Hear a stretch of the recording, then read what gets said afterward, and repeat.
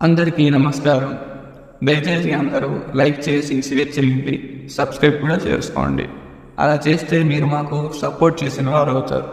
ఇంకా మనం కంటెంట్లోకి వెళ్తే, రామాయణం జరగడానికి గల కారణాలలో అందులో మొదటి కారణం శ్రవణ కుమారుని వృత్తాంతం.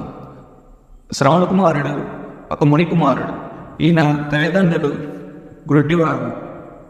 వీళ్ళిద్దరిని తీర్థయాత్రకు తీసుకువెళ్ళాలని ఒక కర్రకు 2 కావడలు తాడుతో కట్టి బయలుదేరుతాడు.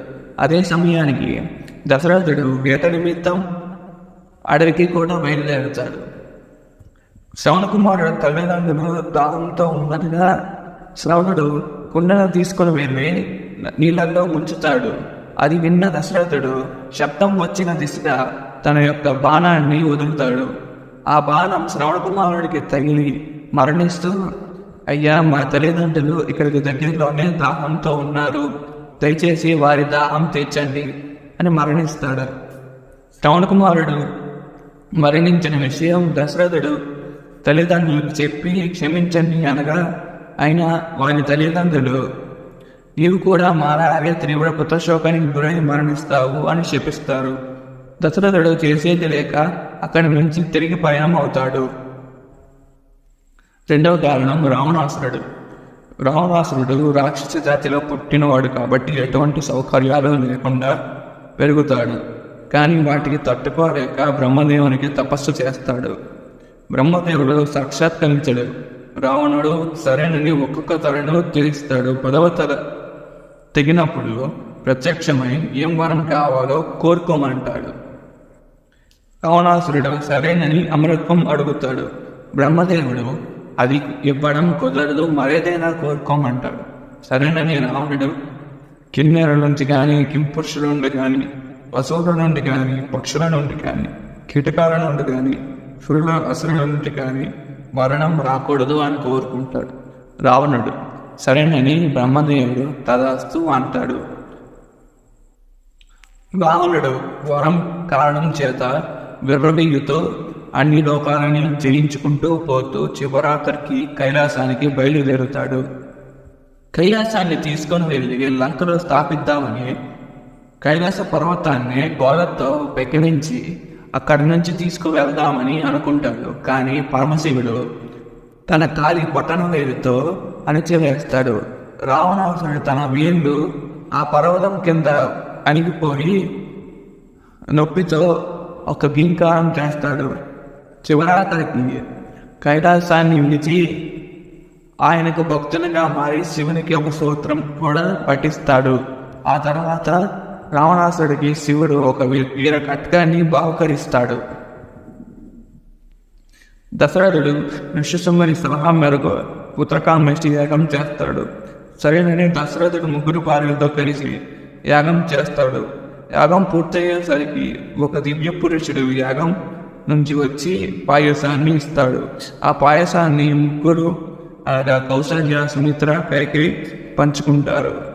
3 గర్భం దాచి కౌసల్య రామునికి, సుమిత్ర లక్ష్మణ శత్రుఘ్నునికి, కైకేయి భరతుడికి జన్మనిస్తారు.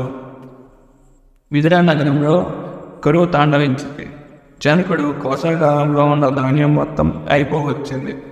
మహాదేవునికి యజ్ఞం చేస్తే కరువు తీరుతుందని ఒక మునీశ్వరుడు చెప్తే సరేనని చేస్తారు.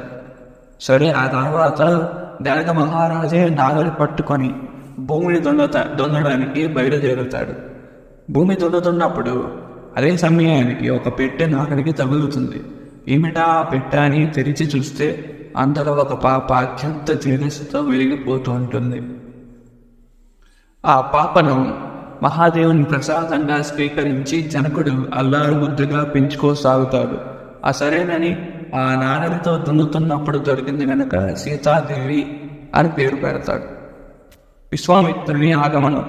విశ్వామిత్రుడు అయోధ్యకు వెళ్ళి దశరథుడి స్వాగతాన్ని అందుకుని, దశరథుడు మీ రాకకు కారణమేమనగా, ఆ విశ్వామిత్రుడు మహర్షి తాటకి ఆమె కుమారులు మా యాగసాలను రాళ్లతో నాశనం చేస్తున్నారు. వాళ్ళు రాక్షస జాతికి చెందిన వాళ్ళు, అందుకని శ్రీరాముని వారైతే వాళ్ళకి తగినవాడు అని అంటాడు. కానీ దశరథుడు మాత్రం అందుకు అంగీకరించక ఋషిశృంగుని సలహా మేరకు ఒప్పుకుంటాడు. విశ్వామిత్రుడు రామలక్ష్మణుడు ఆశ్రమానికి వెళుతూ దారిలో చీకటి పడగానే ఆగిపోయి ఉదయాన్నే లేచి స్నానాలు చేసి బయలుదేరేవాడు.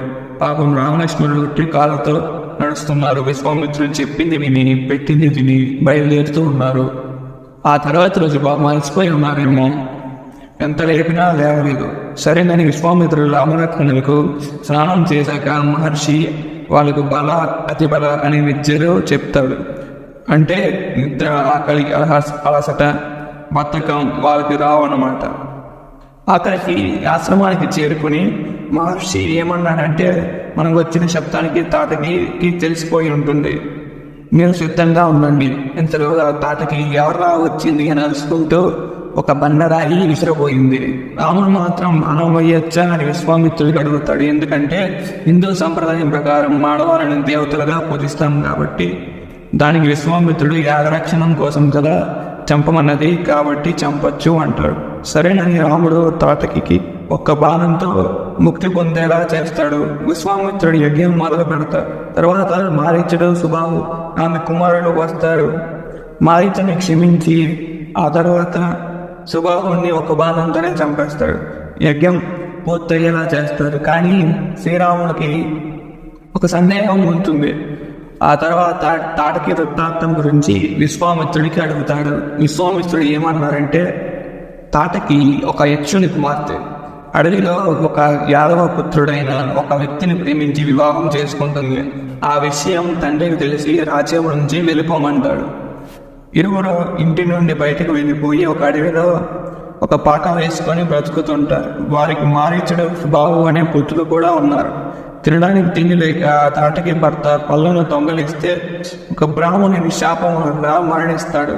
ఇది తెలిసిన తాటకి ఆ బ్రాహ్మణులపై బకబట్టి యాగశాల మొత్తం ధ్వంసం చేసి ఆ తర్వాత మళ్ళీ ఆ బ్రాహ్మణుడే నీవు కూడా ఒక రాక్షసిలా తిరుగుతుంటావని శపిస్తాడు. ఇది వంటి వీడియో గైస్. కంటెంట్ మిస్ అవ్వకుండా ఉండాలనుకుంటే please do like, share and subscribe.